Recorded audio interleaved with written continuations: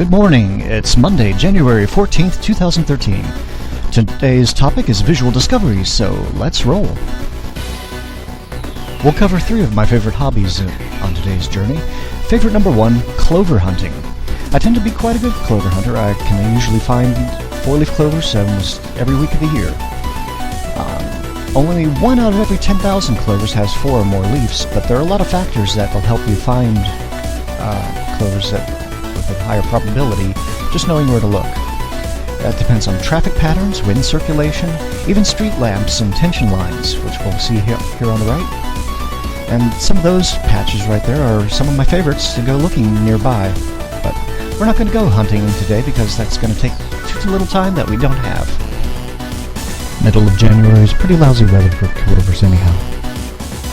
So next it's time to go off-road a little bit to talk about our second of favorite activities, geocaching. Ahead of us lies a little-known staircase that's barely visible from either of the streets that it corners, much less from Galbraith Road above. And we're going to do a little off-road along the right side of this handrail. In a nutshell, geocaching is a game of hide and seek. You get the description and GPS coordinates from the website geocaching.com and go searching for this hidden container where you get to sign a logbook that will prove that you've located and found the container in question. What we see in front of us is just the kind of place I'd like to hide a geocache, but because it's part of the public sidewalk system, I'd have to first ask permission from the city of Cincinnati. Now, to be perfectly honest, geocaching isn't a hobby for everybody.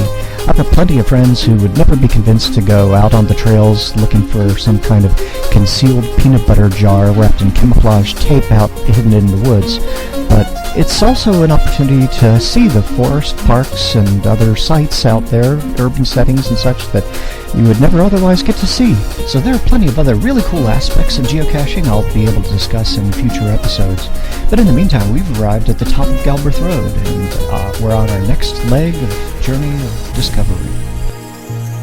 If geocaching isn't for you, then you might be interested in a related hobby called waymarking. It really has a good appeal for shutterbugs because instead of dealing with hidden containers, you're dealing with things that are visually noteworthy. Anything from geographical benchmarks to historic markers, buildings and neon signs, cabooses, gazebos, you name it. You've got thousands of categories out there. Okay, with a little movie magic, we got across the street of Galbraith Road to reach our final destination in our visual discovery part 1.